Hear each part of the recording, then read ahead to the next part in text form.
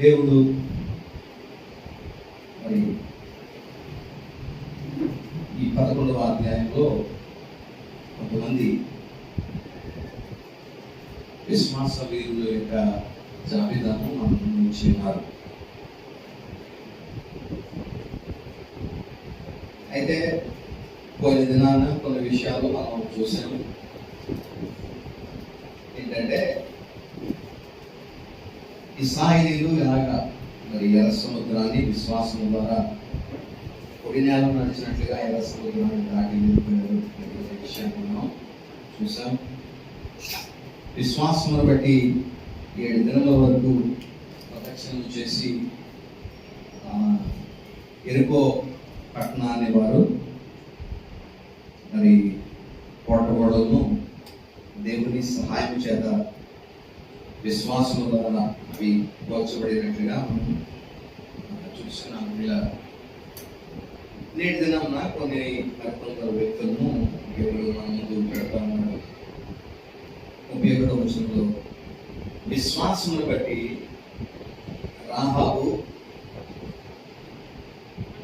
రాహాబను వేశ్య వేగుల వారిని సమాధానముగా చేర్చుకునేందున విధేయులతో పాటు నశింపకపోయెను.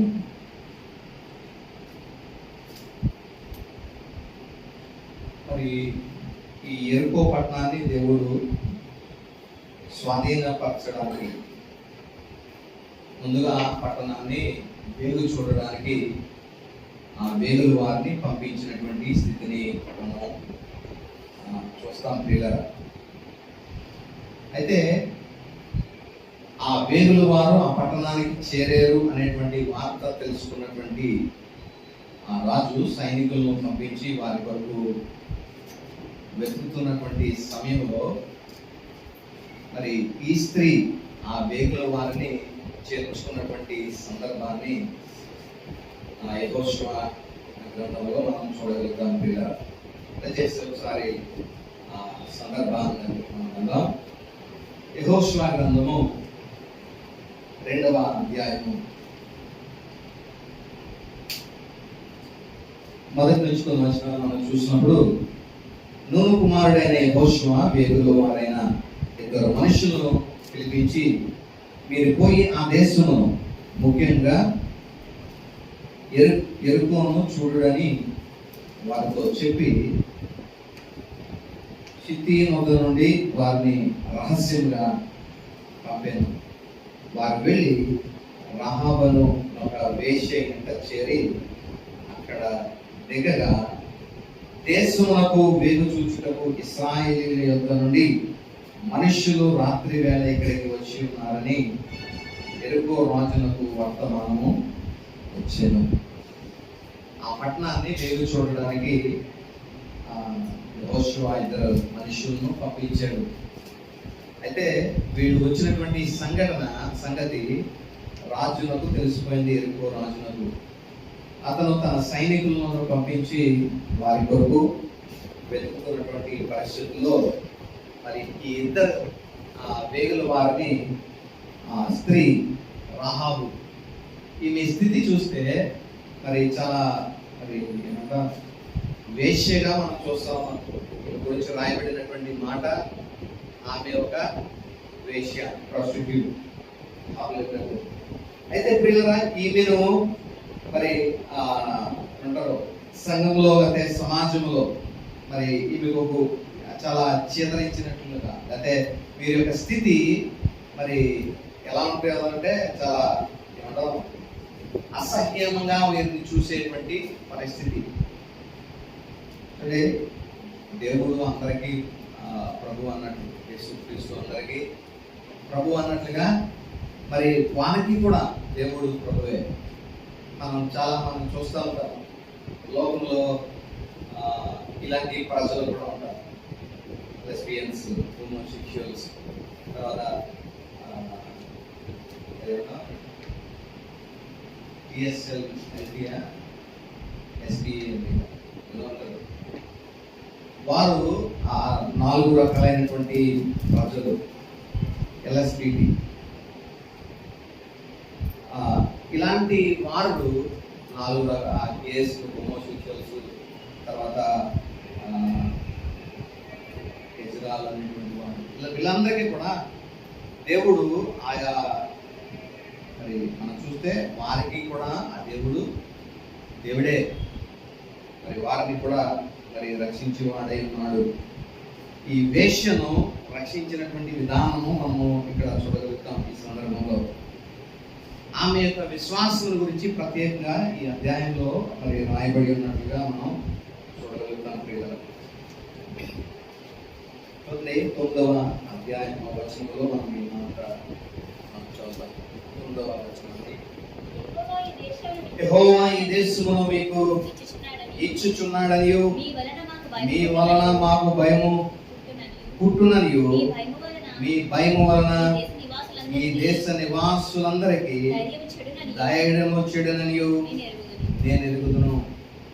మీరు ఐగుప్తు దేశంలో నుండి వచ్చినప్పుడు మీ ఎదుట యెహోవా ఎర్ర సముద్రపు నీరును ఎలాగూ ఆరిపోజేసెనో, యొర్దాను తీరములనున్న అమోరీల ఇద్దరి రాజులైన షీహోనునకును ఓగునకును మీరేమి చేసిరో, అనగా మీరు వారిని ఎలాగో నిర్మూలన చేసిరో ఆ సంగతి మేము వింటిమి. మేము విన్నప్పుడు ఆ గుండెలు కరిగిపోయాను. మీ దేవుడైన యెహోవా పైన ఆకాశమందును కింద భూమి యందును దేవుడే. మీ ఎదుట ఎట్టి మనుషులకైనను ధైర్యం ఏమాత్రము ఉండదు. కాబట్టి పిల్లల ఈ సంఘటన మరి రాహాబు చెప్తున్నటువంటి మాటలుగా మనం చూస్తా ఉన్నాం. ఈ మాటలు ఆమె మరి దేవుడి పైన ఉంచినటువంటి నమ్మకము ఎంత గొప్పగా ఉన్నదో మనం ఇక్కడ చూడగలుగుతాం. పిల్లల ఏమి విన్నది ఆమె అనేటువంటి మాటలు కనుక మనం చూస్తే, దేవుడు మిమ్మల్ని మరి ఎలాగూ రక్షించాడు, ఆ ఎర్ర సముద్రమును మీ ఎదుట దేవుడు ఎలాగ పాయలు చేసి ఆరిన నేలను నడిపించాడో, తర్వాత ఇద్దరు రాజులు ప్రత్యేకంగా అక్కడ రాయబడ్డారు. ఏంటంటే అమ్మోనీయుల ఇద్దరు రాజులైన సీహోనునకును ఓగునకును వారిద్దరిని మీరు ఎలాగూ జయించి మరి దేవుడు మిమ్మల్ని ఎలాగూ నడిపించాడు అనేటువంటిది మేము విన్నాము. ఆ మాటలు విన్నప్పుడు మా గుండెలు కరిగిపోయాయి. మీ దేవుడైన యెహోవా పైన ఆకాశమందును కింద భూమి అందును దేవుడే. మీ ఎదుట ఇట్టి మనుషులకైనను ధైర్యమే మాత్రము ఉండదు అనేటువంటి ఆ మాటలు రాహాబు సెలవిచ్చినట్టుగా మనం చూస్తా ఉన్నాం. ఇంతటి ఏమంటాం, దేవుడి పైన ఇంత నమ్మకము ఉంచినటువంటి ఆ మాటలు చెప్పగానే ఈ ఇద్దరు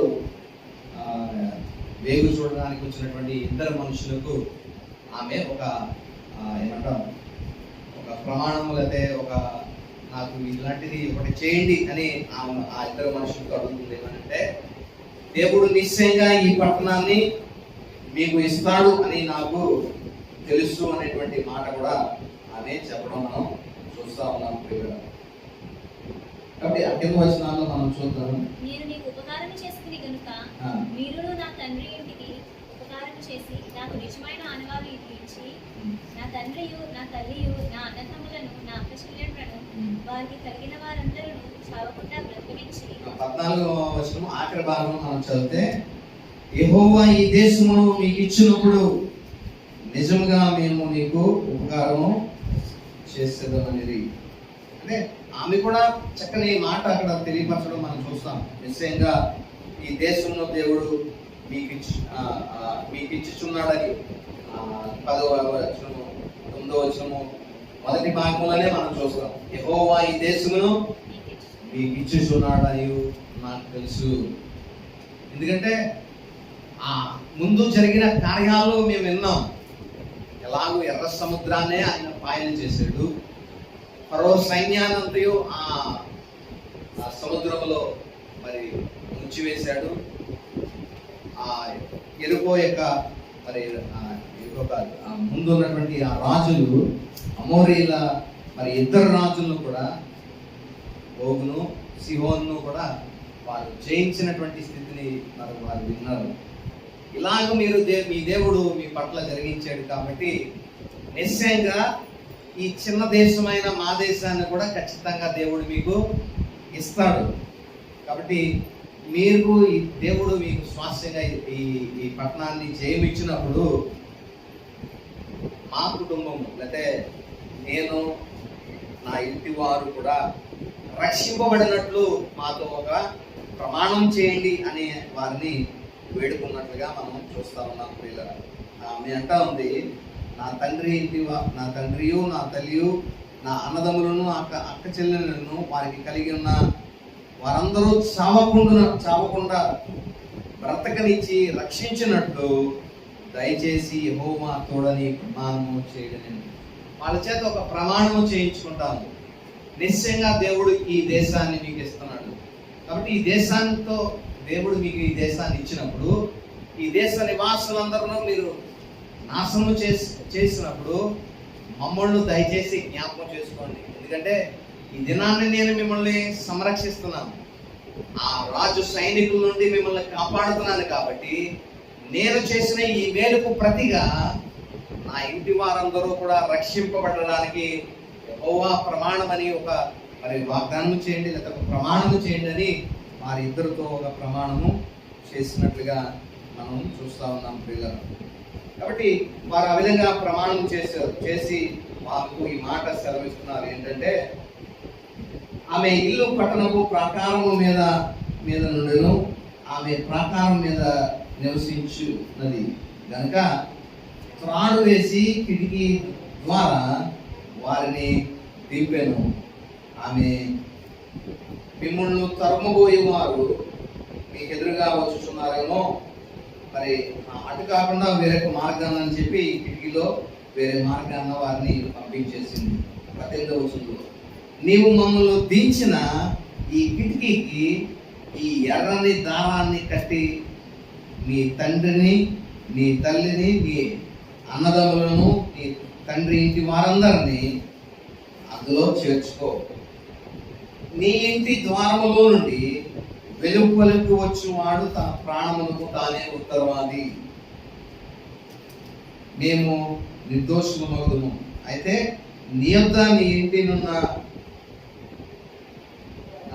ఎవనికే గాని ఏ అపాయమైనను తగిలిన యెడల దానికి మేమే ఉత్తరవాదులు. అంటే ఆ కిటికీ నుండి ఆమె దింపుతుంది ఆ మనుషులను. ఆ కిటికీ నుండి దింపినటువంటి ఆ కిటికీకి ఆ దారము లేదా తాడు కట్టి ఉంచమని వారు సెలవిచ్చారు. ఆ రీతిగా దేవుడు వారికి ఆ పట్టణాన్ని మరి స్వాధీనం ఇచ్చినప్పుడు ఆ కిటికీ ఆ ఇంటిని వారు వదిలివేసి మిగిలిన వారందరిని కూడా సమూలంగా నాశనం చేసినట్లుగా మనం చూస్తా ఉన్నాం పిల్లల. కాబట్టి ఆమె వచ్చినటువంటి విశ్వాసమును మనం దేవుని యందు ఉంచిన ఆమె యొక్క విశ్వాసాన్ని మనం చూడగలుగుతా ఉన్నాం పిల్లల.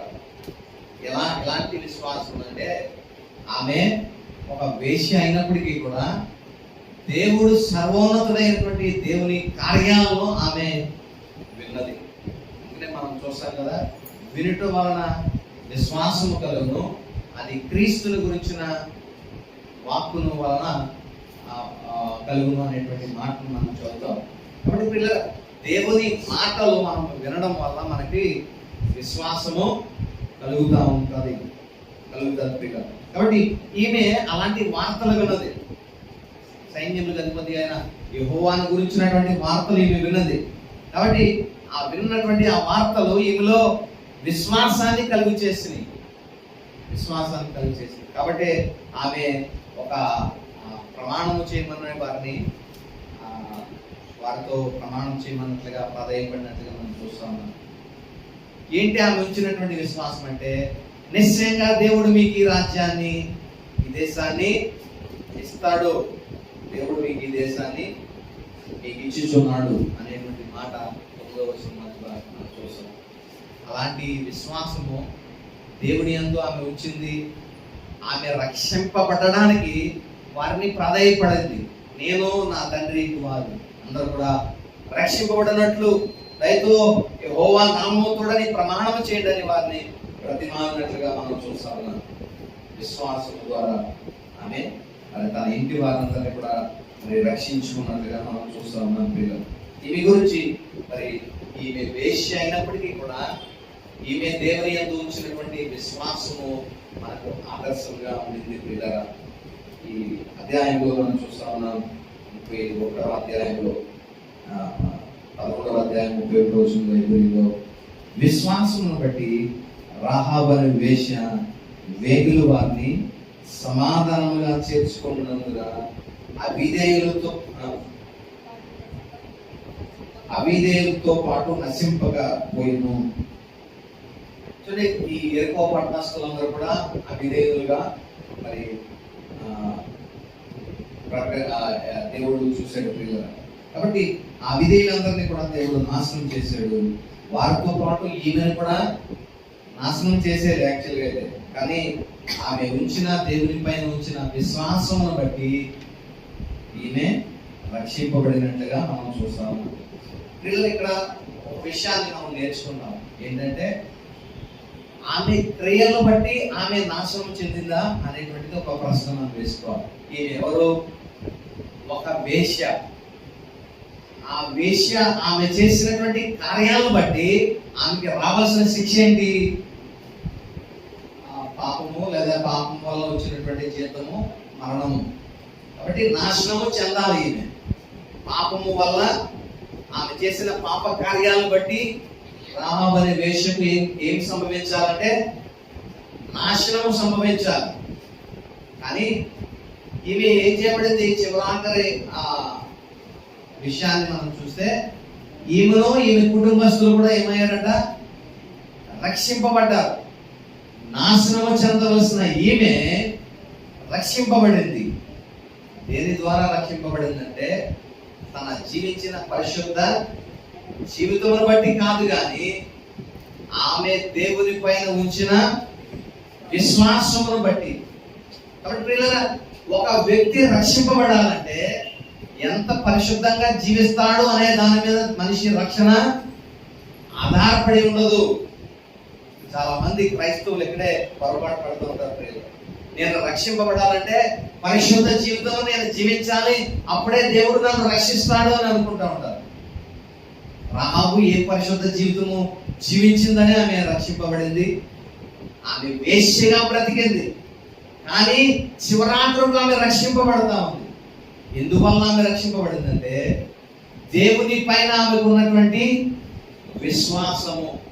కాబట్టి ప్రియులారా, మనకు దేవుని పైన ఎప్పుడైతే నమ్మకము మనం ఉంచుతామో ఒక సంబంధాన్ని దేవునితో మనం కలిగి ఉంటాం. ఆ సంబంధము మన పాపమును బట్టి ఆ సంబంధము ఎంత మాత్రము తెగిపోదు ప్రియులారా. ఆ సంబంధము మరి మన పాపము ద్వారా దానికి ఏమాత్రము మరి దేవునితో ఉన్న సంబంధం ఎంత మాత్రము కూడా మరి తెగిపోదు అనేటువంటిది మనం జ్ఞాపకం చేసుకోవాలి. కాబట్టి మనము రక్షింపబడేటువంటి స్థితి ఎలా మనకు కలుగుతుందంటే మనం జీవించిన పరిశుద్ధ జీవితం ద్వారా మాత్రము కానే కాదు ప్రియులారా, దేవుని పైన ఉంచే నమ్మకమును బట్టి మనము రక్షింపబడతాం అనేది మనం జ్ఞాపకం చేసుకోవాలి. కాబట్టి ఈ పరిశుద్ధ జీవితంలో ఇదంతా కూడా దేనికంటే మరి మనల్ని మనమే సంతృప్తి పరచుకోవడానికి, అయితే మనము పాపములో మరి పడిపోకుండా మనల్ని మనము మరి రక్షించుకోవడానికి భక్తి జీవితం. ఈ భక్తి మనల్ని రక్షించదు, కానీ మనము దేవుని పైన ఉంచేటువంటి ఏదైతే ఆ నమ్మకం ఉందో ఆ నమ్మకమే మనల్ని రక్షిస్తుందని మనం జ్ఞాపకం చేసుకోవాల్సిన వారమై ఉన్నాం. కాబట్టి ప్రియుల, ఈ మాటలు జాగ్రత్తగా మనము గమనించుకుందాం. రాహాబు ఒక వేశ్య అయినప్పటికీ దేవుడు ఆమెను రక్షించినట్లుగా మనం చూస్తా ఉన్నాం. ఎందుకొరకు ఆమె రక్షింపబడిందంటే ఆమె దేవుని పైన ఉంచిన విశ్వాసం బట్టి. కాబట్టి ఎంత ఘోర పాపినైనా దేవుడు రక్షిస్తాడు. అతని యొక్క పరిశుద్ధమైన జీవితం బట్టి కాదు, కానీ అతడు దేవుడి పైన ఉంచేటువంటి పరిపూర్ణమైన విశ్వాసమును బట్టి మనిషి రక్షింపబడతాడనే విషయాన్ని మనము ఈ దినాన్ని అర్థం చేసుకోవాల్సిన వారమై ఉన్నాం పిల్లలు. కాబట్టి ఈ విషయాన్ని మనం ఆలోచన చేద్దాం. మనిషిని రక్షించడానికి మనిషి జీవించే పరిశుద్ధ జీవితం కాదు అతన్ని రక్షించేది, అతను జీవించే భక్తి జీవితం కాదు అతన్ని రక్షించేది. ఏది జీవిస్తుందంటే, ఏది మనిషిని జీవింపచేస్తుందంటే దేవుని పైన ఉంచే నమ్మకమే మనిషిని రక్షింపచేస్తుంది అనేటువంటిది మనం జ్ఞాపకం చేసుకోవాలి ప్రియులారా. యెహోవా ఈ దినములో మీకు ఇచ్చుచున్నాడనియు మీ వలన మాకు భయము ఉంటున్నదియు, మీ భయము వలన ఈ దేశము వాసుల వరకు దయచేయడనియు నేను ఎరుగుతున్నాను. కాబట్టి ఆ రాహాబు మరి వచ్చినటువంటి విశ్వాసం మిమ్మల్ని చంపకుండా బ్రతికించి రక్షించినట్లుగా, మమ్మల్ని చంపకుండా బ్రతికనిచ్చి రక్షించినట్లుగా దయచేసి యెహోవా తోడని ప్రమాణం చేయని చెప్పులో ఆమె విశ్వాసాన్ని మనము చూడగలుగుతాం ప్రియులారా. ఎంతటి విశ్వాసము రాహాబు ఉంచిందంటే, నిశ్చయంగా దేవుడు ఈ దేశాన్ని మీకు ఇస్తాడు, మీరు మా దేశ జనులందరినీ కూడా చంపుతారు, అయితే ఆ చంపినప్పుడు నేను మీకు చేసిన సహాయమును జ్ఞాపకం చేసుకుని ఆ సహాయములకు బదులుగా, ఆ మేలుకు బదులుగా నన్ను నా కుటుంబం వారిని మీరు బ్రతకనివ్వండి అని ఆమె ఆ ఇద్దరు వేగుల వారిని ప్రాధేయపడినట్లుగా మనం చూస్తాము. ఆ కిటికీలో నుండి వారిని మరి తప్పించినటువంటి ఆ కిటికీకి ఆ ఎర్రని దారం కట్టి మరి ఉండు, ఆ ఇంటి లోపల ఉన్నటువంటి వారెవరి యొక్క ప్రాణము పోదు. ఆ ఇంటి ఎవరైనా సరే ఇంటిలో నుండి బయటకు కనుక వస్తే వారి యొక్క ప్రాణానికి మా యొక్క ఖుషి లేదు అన్నట్లుగా మరి వారు చెప్పడం, మరి ఆ రీతిగా తన ఇంటి వారందరూ, రాహాబు తన ఇంటి వారందరూ కూడా ఆ ఇంటిలో నుండి తమ ప్రాణాలను రక్షించుకున్నటువంటి స్థితిని మనం చూస్తా ఉన్నాం. ఇది మరి రాహాబుల గురించినటువంటి మరి ప్రస్తావన 11వ అధ్యాయం 31వ వచనంలో మనం చూస్తా ఉన్నాం ప్రియులారా. ఆమె విశ్వాసాన్ని ఇక్కడ మనం చూసాం. ఏంటి ఆమె విశ్వాసం అంటే, వేశ్య అయినప్పటికీ కూడా దేవుని పైన ఆమె విశ్వాసం ఉంచింది, తద్వారా ఆమె రక్షింపబడింది. మనం చేసిన పాపములు మన రక్షణకు ఎంత మాత్రము అడ్డు లేవు అనేటువంటిది మనం గమనించాలి. చాలా పర్యాయములు ఇలా మనం ఆలోచన చేస్తాం. పాత నిబంధనలో ఉండిందేమో ఒకవేళ ఇలాగా, మీ పాపములు మీకును దేవునికి అడ్డుగోడలుగా ఉన్నాయి అనేటువంటిది పాత నిబంధన యొక్క మరి ఏమంటాం బోధల ప్రియుల. పాత నిబంధన యొక్క బోధ ఏంటంటే, మీ పాపము మీకును దేవునికి అడ్డుగోడగా ఉంది కాబట్టి దేవుడు మీ ప్రార్థన ఆలకింపకై ఉన్నాడు. ప్రియులరా, క్రొత్త నిబంధన యొక్క బోధ ఏంటంటే, మీరు ఎంత ఘోర పాపులైనా ప్రభువాని దేవుణ్ణి విశ్వాసముతో రక్షింపమని ఆయన్ని ప్రార్థిస్తే దేవుడు ఖచ్చితంగా వారిని రక్షించేటువంటి దేవుడై ఉన్నాడు. యేసుక్రీస్తు ప్రభువుతో ఇద్దరు దొంగలు మరి సిలువ వేయబడ్డారు. వారి జీవితము అత్యంత మరి భయంకరమైన స్థితిలో వారు జీవించారు. మరి దొంగలుగా వారికి నచ్చినట్లుగా మరి ఏ రకమైనటువంటి భక్తిని వారు చేయలేనటువంటి స్థితిని మనం చూస్తా ఉన్నాం.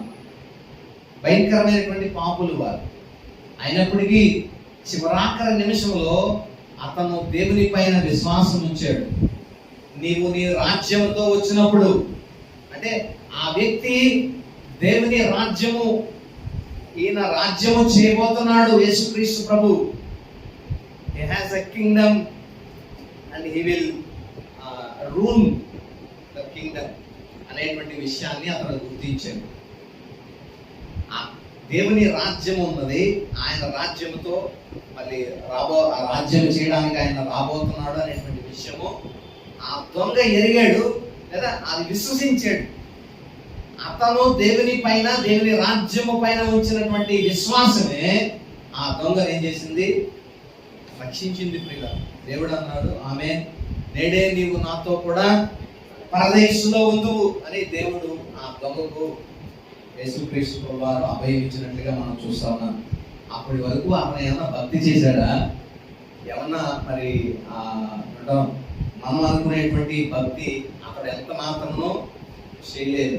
మరి ఏ భక్తి చేయలేనటువంటి అతన్ని దేవుడు ఎలాగూ మరి అతని పాపములన్నీ ఏ విధంగా క్షమించాడని మనం చూస్తే, దేవుడు ఆ వ్యక్తి అతను దేవుని మీద ఉంచిన నమ్మకం, దేవుడు నిశ్చయంగా మరలా తిరిగి రాబోతున్నాడు, ఆయన రాజ్యము చేయబోతా ఉన్నాడు, ఆయన రాజ్యంలో నీవు నీ రాజ్యంతో వచ్చినప్పుడు నన్ను జ్ఞాపకం చేసుకో అని ఆ దొంగ క్రీస్తు ప్రభు వారిని అడగడం. అంటే క్రీస్తు మరలా రాబోతున్నాడు అనే విషయము దొంగ మరి అటువంటి నమ్మకం ఉంచి ఉన్నాడు. కాబట్టి మన నమ్మకం కూడా ఏంటంటే, మన నమ్మకం కూడా ఎలా ఉండాలంటే 9:30-28లో రాయబడినట్టుగా, 9:28 రాయబడినట్టుగా మనం కూడా దేని కొరకు ఎదురు చూస్తున్నామంటే, యేసుక్రీస్తు ప్రభువారు ఆయన మరలా రాబోతున్నారు. He will surely come. అయితే ఈసారి దేని కొరకు ఆయన వస్తున్నాడంటే, వాక్యంలో రాయబడినట్టుగా 2వ భాగంలో తన కొరకు కనిపెట్టుకొని ఉండు వారి రక్షణ నిమిత్తము పాపము లేకుండా రెండవసారి ప్రత్యక్షమగును. ఎబ్రీ 9:28లో ఈ మాట రాయబడుతూ ఉంది. రెండవసారి ఆయన యేసుక్రీస్తు ప్రభువారు ఆయన వచ్చేది దేని కొరకు అంటే, నిన్ను నన్ను రక్షించడానికి, తన కొరకు కనిపెట్టుకుని ఉండి వారి రక్షణ నిమిత్తము. ఈయన కనిపెట్టాడు దొంగ. ఏమనంటే, ఈయన మరలా రెండోసారి క్రీస్తు ప్రభువారు ఈ భూమి మీదకి రాబోతా ఉన్నాడు, ఆయన రాజ్యము చేయబోతా ఉన్నాడు. యేసు, నీవు నీ రాజ్యంతో వచ్చినప్పుడు నన్ను జ్ఞాపకం చేసుకో అని మరి ప్రార్థన చేస్తాను. ఆయనకు ఒక రాజ్యము, ఈయన దేవుడని, ఈయన మరలా రాజ్యము ఈ భూమి మీదకి రాబోతున్నాడు, తన రాజ్యాన్ని స్థాపించబోతున్నాడు, ఆ రాజ్యములో నన్ను జ్ఞాపకం చేసుకో అనేటువంటి మాట మరి ఈ వ్యక్తి చెప్పడం మనం చూస్తా ఉన్నాం ప్రియులారా. కాబట్టి దేవుని పైన, దేవుని రాజ్యము పైన అతడు ఉంచినటువంటి ఆ విశ్వాసమే అతన్ని రక్షించినట్లుగా మనం చూస్తా ఉన్నాం ప్రియులారా. కాబట్టి ఈ 11వ అధ్యాయం అంతా కూడా మనము ఎలా చూస్తామంటే, విశ్వాసం గురించి మనం చూస్తా ఉన్నాం. ఎవరెవరు ఏ విధంగా విశ్వాసం ఉంచారు, వారు రక్షింపబడడానికి వారి విశ్వాసం ఎలాగ ఉపయోగపడింది అనేటువంటిది మనం చూస్తా ఉన్నాం. రాహాబు వేశ్య అయినప్పటికీ ఆమె ఉంచిన విశ్వాసం, దేవుడు నిశ్చయంగా ఈ దేశాన్ని మీకు ఇస్తున్నాడు, మీరు ఈ దేశాన్ని స్వాధీనపరుచుకున్నప్పుడు నా కుటుంబం, నేను నా తండ్రి ఇంటి వారు రక్షింపబడినట్లు దయతో నాకు ప్రమాణం చేయండి, నేను చేసిన మేలును జ్ఞాపకం చేసుకుని నాకు ఈ సహాయం చేయండి అని మరి ఆ ఇద్దరు వేగుల వారితో ప్రమాణం, యెహోవా తోడని ప్రమాణం చేయండి అని మారిన విశ్వాసాన్ని మనం చూస్తా ఉన్నాం. కాబట్టి ఈ మాటలో జాగ్రత్తగా మనం గమనిద్దాం. మనల్ని రక్షించేది మన విశ్వాసం.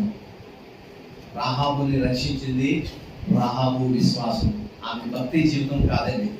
చాలా మంది చూస్తారు, ఇలాగ ఆలోచిస్తారు. ప్రస్తుత కాలంలో భక్తి చేయడానికి మరి ప్రయాసపడతా ఉంటారు. ఎందుకంటే ఈ భక్తి ద్వారా, నేను చేసే భక్తి ద్వారా నేను రక్షింపబడగలుగుతాను అనేటువంటిది వారు విశ్వసిస్తూ ఉంటారు. ప్రియులు, నీవు చేసే భక్తి ద్వారా ఎన్నటికీ నీకు రక్షణ అనేటువంటిది కలగదు.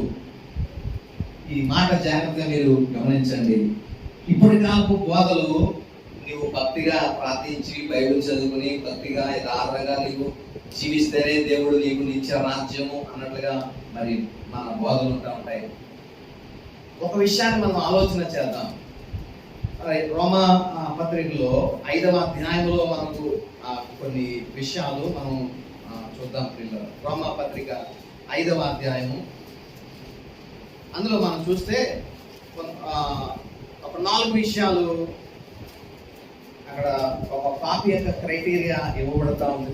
చూడండి, రోమా పత్రిక 5వ అధ్యాయంలో 6వ వచనము మనం చూస్తే, ఏలయనగా మనం ఇంకా బలహీనులమై ఉండగా. చూడండి, మొట్టమొదటి క్రైటీరియా ఏంటంటే మనుషులందరూ కూడా ఎలాంటి వారంటే బలహీనులు. తర్వాత రెండోది 6వ వచనం 2వ భాగం మనం చూస్తే క్రీస్తు యుక్త కాలమందు భక్తిహీనుల కొరకు చనిపోయింది. మనం ఎలా ఉన్నామంటే మొదటిది బలహీనులము, వితౌట్ స్ట్రెంగ్త్. రెండవది మనము భక్తిహీనులుగా ఉన్నాము. తర్వాత మూడవది మనం చూస్తే 8వ వచనంలో అయితే దేవుడు మన ఎడల తన ప్రేమను వెల్లడిపరుచుతున్నాడు, ఎట్లనగా మనం ఇంకను పాపులమై ఉండగా. ఇది మూడవది మన యొక్క గుణలక్షణం ఏంటంటే పాపులము. మనము వితౌట్ స్ట్రెంగ్త్, భక్తిహీనులుగా ఉన్నాము. మూడోది పాపులుగా ఉన్నాము. నాలుగవది 10వ వచనంలో రాయబడుతుంది, ఎలాగనగా శత్రువులమై ఉండగా. మనము ఎనిమీస్ టు గాడ్, మనము శత్రువులుగా ఉన్నాము. ఈ విషయం ఆలోచించాలి. దేవుణ్ణి ఎరక్క ముందు, ఒకవేళ ఈ 4 ఉన్నాయనుకుందాం, దేవుణ్ణి ఎరక్క ముందు మనం దేవునితో శత్రువులుగా ఉన్నాం, మనం బలహీనులుగా ఉన్నాం, మనం భక్తిహీనులుగా ఉన్నాం, మనం పాపులుగా ఉన్నాం. దేవుణ్ణి ఎరక్క ముందు. దేవుణ్ణి ఎరిగిన తర్వాత ఈ 4 ఒకటే పోతుంది. దేవుని ఎరిగిన తర్వాత మనకు ఉన్నటువంటి 4 స్వభావాల్లో, 4 విషయాల్లో ఒకటే పోతుంది. ఏంటంటే మనము దేవునితో శత్రువులము అనేటువంటి ఒక క్వాలిటీ పోతుంది. దేవునితో మనము మిత్రులుగా ఉంటాం, లేకపోతే దేవునితో మనము అన్యోన్య సహవాసంలోనికి వస్తాం. ఇప్పుడు ఆలోచన చేద్దాం. దేవునితో సహవాసంలోనికి వచ్చిన తర్వాత ఏ వ్యక్తి పాపం లేకుండా ఉంటాడు? ఎవరన్నా ఉంటాడో పాపం లేకుండా? అంటే పాపం లేకుండా బ్రతకగలిగింది వ్యక్తి ఎవరు లేరు. అందరూ పాపము చేసి దేవుని అనుగ్రహించి మహిమను కోల్పోయినటువంటి వారే. పాపము లేదని చెప్పుకుంటే అడు అబద్ధికుడు అని యోహాను సువార్తలో రాయబడతాం. కాబట్టి ఈ పాపం అనేటువంటి క్యారెక్టరిస్టిక్ ఇంకా మనిషి జీవితంలో కొనసాగుతూనే ఉంది, రక్షింపబడినప్పటికీ కూడా. అయితే పాపులుగానే ఇంకా ఉంటా ఉన్నాం, బలహీనులుగానే ఉంటా ఉన్నాం. ఈ పాపము ఎలా చేస్తున్నామంటే మనిషికి ఏదో ఒక బలహీనత, ఆ బలహీనతను మనిషి జయించలేనటువంటి స్థితి. కొంతమంది దేవుని కృప ద్వారా మరి జయిస్తూ ఉంటారు. అపోస్తుడైన పౌలుకు కూడా ఒక బలహీనత ఉన్నది అని అంటారు. అది మరి ఏ బలహీనత మనకు తెలియదు, కానీ అతడు దేవునికి ప్రార్థించినప్పుడు, నేను ఒక విషయమై నాకున్న ముళ్ళు విషయమై దేవునికి ముమ్మారు ప్రార్థించాను. అయితే దేవుడు ఆ ముళ్ళును తీసివేయలేదు, కానీ దాన్ని అధిగమించడానికి దేవుడు తన కృపను ఇచ్చాడు. ఆయన కృప చేత నన్ను అది అధిగమించేటట్లుగా చేసాడని పౌలు చెప్పడం మనం చూస్తాం. కాబట్టి బలహీనత విషయంలో అలాగే కొనసాగుతున్నాం. పాపం విషయంలో కూడా ఇంకనూ పాపంగానే మనం జీవిస్తా ఉన్నాం. తర్వాత భక్తిహీనులుగానే ఉంటా ఉన్నాం. మనం చేసేటువంటి భక్తి అరకొర భక్తి. అయితే మనకిష్టమైన రీతిలో మనం భక్తి చేస్తా ఉంటాం. దేవునికి ఇష్టమైన రీతిలో మన భక్తి ఉండదు పిల్లలు. మనకు నచ్చినట్లుగా, మనకు సులువైనదిగా ఏది అనిపిస్తే ఆ భక్తిని మనం కొనసాగిస్తూ ఉంటాం. కాబట్టి భక్తిహీనులుగా ఉంటున్నాం, బలహీనులుగా ఉంటున్నాం, పాపులుగా ఉంటున్నాం. కానీ ఒకటి మాత్రం మన జీవితంలో పోతుంది, ఏంటంటే శత్రువులు అయినటువంటి ఆ స్థితి మాత్రమే దేవుడు తొలగిస్తా ఉన్నాడు. ఇలా ఉండినప్పటికీ కూడా మనం ఇంకనూ బలహీనమై ఉండగా, భక్తిహీనమై ఉండగా, పాపులమై ఉండగా క్రీస్తు మన కొరకు మరణించాడు. మన పాపముల నిమిత్తమై ఆయన మరణించాడు. కాబట్టి ఇప్పుడు మనం మన రక్షణ విషయమై ఈ విషయాలు మనం జ్ఞాపకం చేసుకోవాలి. భక్తిహీనులుగా ఉండినందుకు దేవుడు మనల్ని రక్షిస్తాడు. బలహీనులుగా ఉన్నాము, భక్తిహీనులుగా ఉన్నాము, ఇంకనూ పాపులుగా ఉన్నప్పటికీ కూడా దేవుడు మనల్ని రక్షిస్తా ఉన్నాడు. ఈ రక్షణ దేని మీద ఆధారపడి ఉందంటే మనము దేవుని పైన ఉంచే విశ్వాసము మూలంగా. కాబట్టి ప్రియులారా, ఈ విషయాలు జాగ్రత్తగా మనం పరిశీలన చేద్దాం. మనము రక్షింపబడేది మన భక్తి వలన కానే కాదు.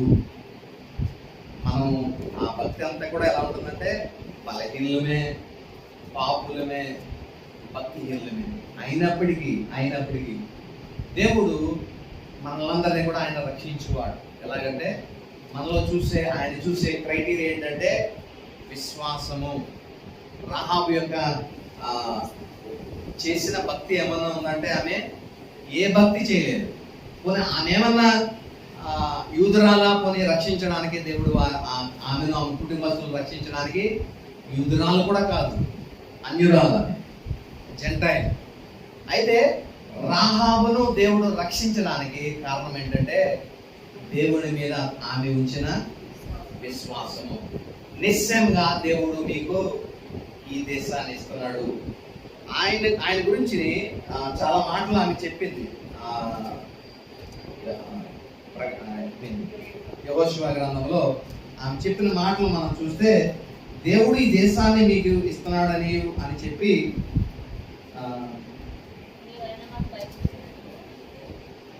11వ వచనంలో మీ దేవుడైన 2వ భాగంలో మీ దేవుడైన యెహోవా పైన ఆకాశమందును క్రింద భూమి అందును దేవుడే, మీ ఎదుట ఎట్టి మనుషులకైనను ధైర్యమే మాత్రము ఉండదు. మీ దేవుడైన యెహోవా పైన ఆకాశమందును భూమి అందును దేవుడే. Is the living God.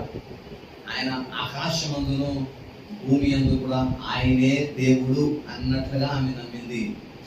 ఆ నమ్మకమే రాహాబును రక్షించినట్లుగా మనం చూస్తా ఉన్నాం. మనము దేవుని పైన ఎటువంటి నమ్మకం ఉంచాలంటే ఆయన మాత్రమే నన్ను రక్షించగలడు. త్రూ హిమ్, ఆయన ద్వారా మాత్రమే నేను రక్షింపబడగలను అనేటువంటి నమ్మకము క్రీస్తు పైన మనం ఉంచగలగాలి. అందుకనే కదా ఆ మాటను మనం చూస్తా ఉన్నాం. నేనే మార్గము, సత్యము, జీవము, నా ద్వారా తప్ప తండ్రి ఎదుగు ఎవడను రాలేడు. కాబట్టి ప్రియులారా, నిత్య రాజ్యము మనము పొందాలంటే దానికి క్రీస్తే మార్గము అనేటువంటిది మనం నమ్మవలసిన వారమైన. కాబట్టి రాహాబు విషయంలో ఈ మాటను మనం నేర్చుకోగలుగుతాం. ఆమె భక్తి చేయనప్పటికీ, ఆమె ఏమంటారు భక్తి జీవితం కొనసాగినప్పటికీ ఆమె రక్షింపబడగలిగింది. ఆమె రక్షణకు కారణము ఆమె యొక్క విశ్వాసం. ఇది మాత్రం మీరు మీ జీవితాల్లో హృదయాల ముద్ర వేసుకోండి. మనల్ని రక్షించేది మన విశ్వాసం మాత్రమే. మన భక్తి అంత మాత్రము ఆయన కన్సిడర్ చేయడు. ఎందుకంటే మనం చేసే భక్తి దేవుని దృష్టిలో ఎలా ఉంటుందంటే మురికి గుడ్డలతో సమానము అని దేవుని వాక్యమే సెలవిస్తాము. కాబట్టి ఈ మురికిని ఇదంతా కూడా చూసి దేవుడు నిన్ను నన్ను యాక్సెప్ట్ చేయడు. బికాస్ ఆఫ్ హిమ్, దేవుడు చేసిన కార్యమును బట్టి, because of the finish work of Jesus Christ. యేసు క్రీస్తు ప్రభువారు మన నిమిత్తము ఆయన చేసిన కార్యములను బట్టి దేవుడు క్రీస్తు ద్వారా మనల్ని అంగీకరిస్తాడు. మనల్ని ఎందుకు అంగీకరిస్తాడంటే మనము ఆయన యందు విశ్వాసం ఉంచుతున్నాము కాబట్టి ఒక ఆదాము ద్వారా అవిధేయత మానవులందరికీ ఎలాగ వచ్చిందో, మరి కడపటి ఆదాము అనే యేసుక్రీస్తు ద్వారా పరిశుద్ధత కూడా అందరికీ సంప్రాప్తం అవుతా ఉంది. ఎలాగంటే ఆయన యందు విశ్వసించడం ద్వారా మనం అందరూ రక్షింపబడగలుగుతాం. తర్వాత మరొక ఉదాహరణ ఇక్కడ మనం చూస్తాం 11వ అధ్యాయంలో, హెబ్రీయులకు రాసిన పత్రిక 11వ అధ్యాయం 32వ వచనం. మొదటి పేరు అందులో ఉపయోగింపబడింది. ఇక్కడ కొన్ని పేర్ల యొక్క ప్రస్తావన మనం చూస్తా ఉన్నాం. గిద్యోను, బారాకు, సంసోను, యెఫ్తా, దావీదు, సమూయేలు, వారిని గూర్చి ప్రవక్తలను గూర్చి వివరించుటకు సమయము చాలదు. ప్రాముఖ్యంగా ఈ మాటలో ఉన్నటువంటి కొంతమంది వ్యక్తులను మనం చూద్దాం. ఈ దినంలో ఒక గిద్యోను గురించి మనం నేర్చుకుందాం. రాహాబుల గురించి చూసాం, గిద్యోను యొక్క విశ్వాసమును మనం చూడవలసిన వారమే ఉన్నాం. న్యాయాధిపతుల గ్రంథం మనం చూసినట్లయితే ఈ బైబిల్లో ఉపయోగించబడినటువంటి ఈ టెక్స్ట్ అన్ని కూడా పాయింటర్ టెక్స్ట్. ఎవరి పేర్లు అయితే కొత్త నిబంధనలు ఉపయోగింపబడాయో ఆ పేర్లను మనం ఏం చేయాలంటే ఎక్కడైతే వారి పేరు ఉపయోగింపబడింది అనేటువంటి ఆ సందర్భానికి వెళ్ళి ఆ కాంటెక్స్ట్ ని మనము ఇక్కడికి మనం తీసుకుని రావాల్సిన వారమే ఉన్నాం. యెఫ్తా యొక్క జీవితము గిద్యోను యొక్క జీవితము 6వ అధ్యాయంలో మనకి ఇవ్వబడింది. ఇశ్రాయేలు యెహోవా దృష్టికి దోషులైనందున యెహోవా 7 ఏళ్ళు వారిని మిద్యానీయులకు అప్పగించెను. మిద్యానీయులు వచ్చి ఇశ్రాయేలు మీద హెచ్చాయన కనుక వారు మిద్యానీయుల ఎదుట నిలవలేక కొండలలో ఉన్న వాగులను, గుహలను, దుర్గములను తనకు సిద్ధము చేసుకునేది. అంటే దేవుడు ఇశ్రాయేలీయులను ఎప్పుడైనా సరే మరి వారికి బుద్ధి చెప్పాలనుకున్నప్పుడు వారికి ఎలాగా బుద్ధి చెప్పేవాడు అంటే అన్యుల చేతికి అప్పగించేసేది వాడు. ఇక్కడ వారిని ఎవరికి అప్పగించాడంటే మరి మిద్యానీయులకు దేవుడు ఇశ్రాయేలును అప్పగించాడు. మిద్యానీయులు వచ్చి ఇశ్రాయేలు మీద మరి చాలా భారంగా ఉంటుంది. వారు ప్రయాసపడి వీరు హార్వెస్ట్ చేసేవారు, పంటలు పండించేవారు. చివరి ధాన్యము కోసేటువంటి సమయానికి ఈ మిద్యానీయులు వీరి మీద దాడి చేసి వారు తెచ్చుకున్న వారు పెంచిన అదే పండించిన ధాన్యాన్నంతటిని కూడా మరి వారు దోచుకుని వెళ్ళిపోయినటువంటి పరిస్థితి మనం చూస్తాము. అందుకనే ఈ గిద్యోను తన పండించినటువంటి ఆ ధాన్యంను ఒక చాటున అతడు ఏం చేస్తున్నాడంట, గోధుమలను మరి శుభ్రం చేస్తున్నటువంటి పరిస్థితి మనం చూస్తాము. ఇశ్రాయేలీయులు విత్తనములు విత్తిన తర్వాత మిద్యానీయులు అమాలేకీయులను తూర్పు నుండి వారును పశువులను గుడారములను తీసుకుని బెడతలదంతా విస్తారంగా వారి మీదకి వచ్చి వారి ఎదుట దిగి గాజాకు పోవు భూమి పంటను పాడు చేసి గొర్రెలు కానీ, ఎద్దులు కానీ, గాడిదలు కానీ, జీవనాధారమైన మరి దేనిని కూడా ఇశ్రాయేలుకు ఉండనివ్వకుండా వారు అంతటి మరి కఠినంగా వారి ఎలా ప్రవర్తించినట్టుగా మనం చూస్తా ఉన్నాం. ఇంకా మనం చూస్తే 7వ వచనంలో మిద్యానీయులను బాధను బట్టి ఇశ్రాయేలు యెహోవాకు మొరపెట్టగా ఇశ్రాయేలు ఒక ప్రవక్తను పంపాను, ప్రకటన చేశాను.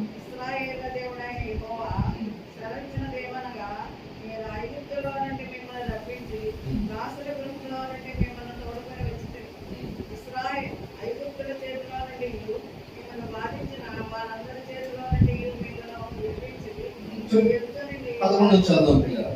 11 చదివితే యెహోవా దూతను వచ్చి అబీయెజెరీయుడైన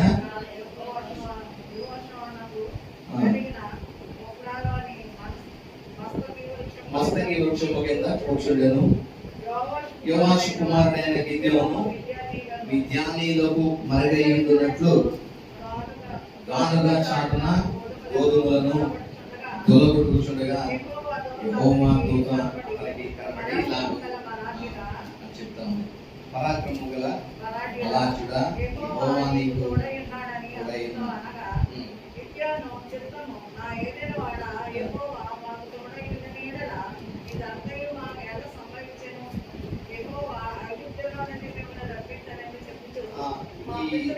చాలు ఇదంతా మీరు ఇంటికి వెళ్ళిన తర్వాత చదవండి. గిద్యోను యొక్క వృత్తాంతము ఈ 6, 7 వచనాల్లో అధ్యాయాల్లో మనం చూడగలుగుతాం పిల్లలు.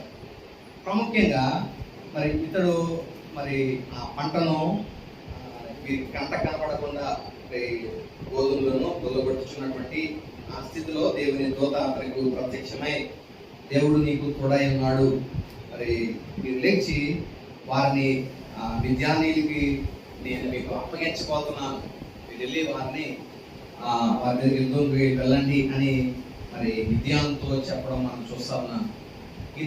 గిద్యోను చాలా ఆ దూతను మరి పరీక్షించినట్టుగా మనం చూస్తా ఉన్నాం.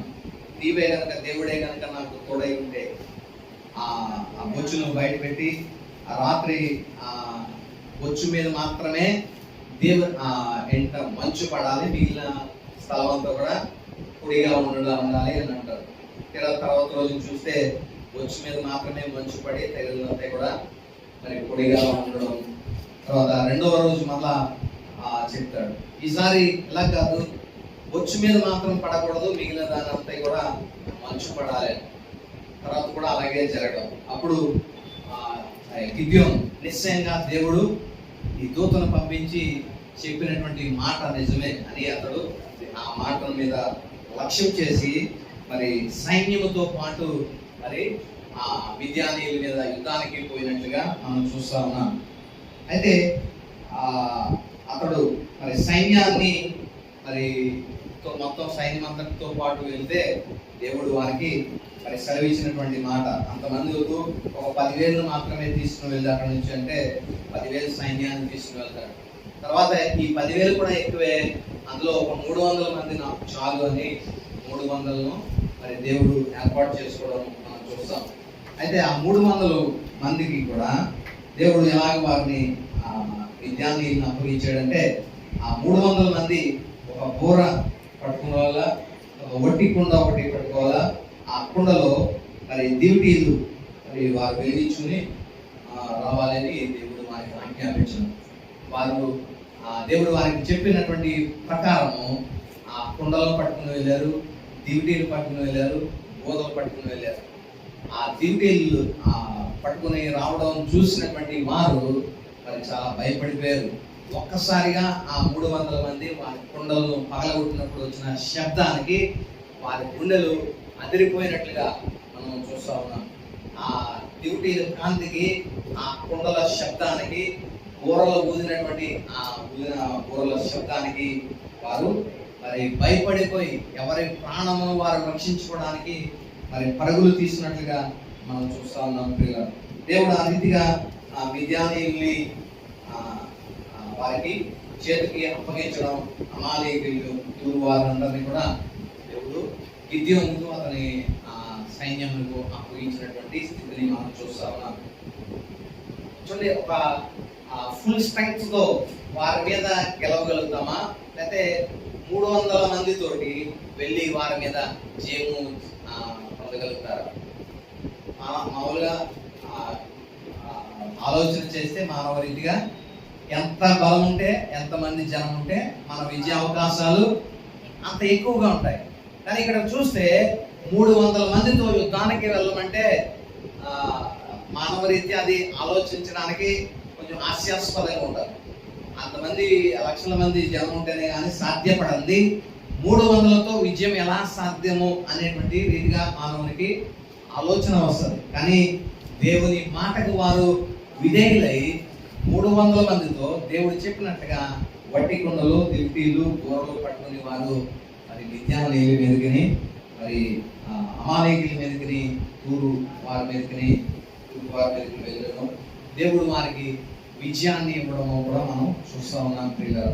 అయితే మానవ బలహీనత ఎలా ఉంటుందంటే, నీవే మాకు జయమునిచ్చావు, ఈ మిద్యానీయుల చేతుల నుండి నీవే మమ్మల్ని రక్షించావు, నీవే మమ్మల్ని విమోచించావు, కాబట్టి నీవే మమ్మల్ని పరిపాలించు, నీవే మాకు రాజుగా ఉండు అని మరి గిద్యోన్ని ప్రజలు అడగడం మనం చూస్తాం.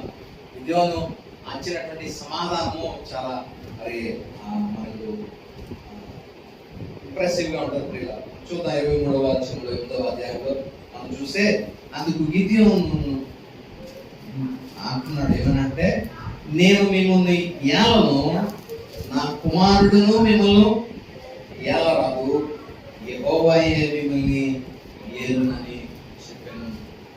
ప్రియులారా, ప్రజల యొక్క ఆలోచన ఎలా ఉంటుందంటే, ఎవరు రక్షిస్తే వాళ్ళే దేవుడైపోతారు, ఎవరు రక్షిస్తే వాళ్ళే దేవుడు. చూడండి, దేవుడు ఎప్పుడు కూడా ఒక వ్యక్తిని ఉపయోగించుకుని మనకి కార్యాలు చేస్తాడు. అంత మాత్రాన ఆ వ్యక్తిని మనం పూజించకూడదు. ఇప్పుడు ఈ కాలంలో క్రైస్తవం ఎలా ఉండిందంటే, కార్యాలు చేసేవాడు ఎవరంటే దేవుడు కదండి. అది ఒప్పుకుంటారు లేదా? అయితే మానవులకి ఏమన్నా ఉందా ఆ శక్తి? దైవజనులకి ఏమాత్రం లేదు. మీరు ఎలాగో దైవజనులు కూడా అలాంటి వారే, మాస్టర్లందరూ అలాంటి వారే. కానీ అంటే ఎవరో ఒకరి ద్వారా దేవుడు ఆ కార్యము చేయాలి కాబట్టి వీరిని ద్వారా దేవుడు కార్యమును జరిగించేవాడై ఉన్నాడు. అంత మాత్రాన ఇప్పుడు మనం టీవీలో ఆన్ చేస్తే వచ్చే సాక్ష్యాలన్నీ ఇవే. దైవజనుల దగ్గరికి 7 వారాలు వచ్చానంటే దైవజనులు నూనె ఇచ్చారు, అభిషేకం లేక నూనె వాడడంతో, ఇచ్చిన అట్టుబండి తినడంతో, అదే ఇచ్చిన ఖర్చు ఇచ్చారా, ఖర్చు పెట్టుకుని తలగా తెచ్చుకోగానే నాకు ఇలా అయిపోయిందంటే, ప్రియులారా, మానవుల్లో ఏమీ లేదు. దేవుడు ఆ పాస్టర్ని వాడుకోవడం బట్టి ఆ కార్యం జరిగింది. ఒకవేళ ఆ స్థితిలో ఆ పాస్టర్ అయితే ఒక గాడిద ఉంటే గాడిదని ఖచ్చితంగా వాడుకుంటారు. ఏంటి, గాడిదతో బుద్ధి చెప్పించలేదా దైవజనుడికి? కాబట్టి ఆ వ్యక్తులను మనము పూజించకూడదు ప్రియుల. వ్యక్తులను మనము హానర్ చేయడం కాదు, దేవుణ్ణి హానర్ చేయడం మనం నేర్చుకోవాలి. దేవుణ్ణి గణపరచడం మనం నేర్చుకోవాలి. ప్రస్తుత కాలపు క్రైస్తవం అంతా కూడా వ్యక్తులకు ఘనతనివ్వడం మనం చూస్తా ఉన్నాం. దైవజనులు ప్రార్థించగానే నాకు ఇది జరిగింది, దైవజనులు ఇమ్మన్నారు, ఫలానా ఆ భాగం ఏమంటే నేను విశ్వాసంతో ఈ భాగం ఇవ్వగానే వెంటనే నాకు ఉద్యోగం వచ్చిందంటే మిగిలిన వాళ్ళు ఏం చేస్తారంటే ఇలా ఇస్తే మనకు కూడా ఉద్యోగం వచ్చేద్దేమో అని వాళ్ళకి కూడా నేర్చుకుంటారు. ఇది కాదండి ప్రియులరా, దేవుణ్ణి గణపరచడం మనం నేర్చుకోవాలి. ఎందుకంటే దానియేలు జీవితంలో మనం చూస్తాం. దానియేలు ఎవరికి తెలియనటువంటి ఒక రాజు యొక్క కళను చెప్తాడు. ఆ దేశంలో ఆస్ట్రాలజర్స్ ఉన్నారు, జ్ఞానము అన్ని సకల విద్యా ప్రవీణులందరూ ఉన్నారు. వారందరిని పిలిచి వారందరికీ కూడా రాజు చెప్తున్నాడు, మీరు గనక ఈ కళకు లేదా కళను గనక చెప్పకపోతే మిమ్మల్ని అందరూ చెప్పేస్తానని హుకుం జారీ చేశాడు. అయితే దానియేలుకు దేవుడు మరి అతని వారందరూ కూడా కలిసి ప్రార్థించినప్పుడు మరి దేవుడు ఆ కళ భావాన్ని కూడా తెలియచెప్పడం మనం చూస్తాం. అయితే అప్పుడు దానియేలు ఒక చక్కని మాట చెప్తాను, నేనేదో జ్ఞానవంతుడని, నేనేదో తెలివిగలవాడనని దేవుడు నాకు ఈ విషయాన్ని బయలుపరచలేదు. సర్వోన్నతుడైన దేవుడే ఆ విషయాన్ని నీకు బయలుపరచని ఉద్దేశించాడు కాబట్టి ఆ విషయాన్ని, కళను, కళ భావాన్ని దేవుడు మీకు అనుగ్రహించాడు. అంటే ఎంత చక్కని మాట. ఇక్కడ మనం దానియేలు ద్వారా ఆ కార్యం జరిగింది. కానీ దానియేలు ఎలాగ తను తాను మహిమపరచుకోవట్లేదు, తను తాను తగ్గించుకుని దేవుడిని చూపిస్తా ఉన్నాడు. నేనేదో జ్ఞానవంతుడని, తెలివిగలవాడని దేవుడు నాకు ఈ విషయాన్ని బయలుపరచలేదు, కానీ సర్వోన్నతుడైన దేవుడు ఆ విషయాన్ని నీకు చెప్పాలనుకున్నాడు. కాబట్టి ఒక మీడియం ద్వారా, ఒక ఛానల్ ద్వారా దేవుడు ఆ విషయాన్ని బయలుపరిచాడు అంతే అనేటువంటి విషయాన్ని దానియేలు చెప్తా ఉన్నాడు. ఇదే విషయము మన జీవితాల్లో కూడా జరుగుతుంది. దేవుడు ఏదైనా కార్యం జరిగించాలంటే ఏదో ఒక దైవజనుడు ప్రార్థన ద్వారా, లేకపోతే ఏదో కొద్ది రీతిలో ఒక మీడియం ద్వారా దేవుడు జరిగిస్తాడు. అంత మాత్రాన ఈ దేవుడు, ఈ దైవజనుడు ఎంతో గొప్పవాడు, ఈ దైవజనుడు ద్వారా కార్యాలు జరుగుతున్నాయి అని అనుకోవడము మన అవివేకము ప్రియులారా. కానీ దైవజనుడికి మనము గణపరచద్దు, దేవుణ్ణి గణపరదాం ప్రియులారా. దేవుణ్ణి గణపరచాలి, ఎందుకంటే ఆయనకి చెందవలసిన ఘనత ఆయనకి మాత్రమే చెందాలి. నా ఘనతను మీరు దొంగిలిస్తున్నారని దేవుడే మరి రాయిస్తా ఉన్నాడు యెషయా గ్రంథం. కాబట్టి ప్రియులారా, తన మహిమ కొరకు దేవుడు మనల్ని సృజింపచేసి ఉన్నాడు. ఆయన మహిమపరచడానికి మనం నిత్యము ప్రయత్నించవలసినటువంటి వారమై ఉన్నాం ప్రియులారా. కాబట్టి వచ్చే వారంలో మిగిలిన విషయాలు మనం ధ్యానం చేద్దాం. ఇదే మన ఇద్దరు వ్యక్తులు మనం చూసాం. ఒకటి రహాబు అనేటువంటి వేశ్య, ఆమె రక్షణ గురించి మనం చూసాం. ఆమె రక్షణ ఎలాగ సంభవించిందంటే ఆమె భక్తి వల్లగా మాత్రం ఆమె రక్షింపబడలేదు, కానీ దేవుని యందలి విశ్వాసము ద్వారా ఆమె రక్షింపబడింది. ఈ దినంలో మనము ఎలా రక్షింపబడతాం అనేటువంటిది ఒక ప్రశ్న. మనం చేసే భక్తి వల్ల, మనం చేసే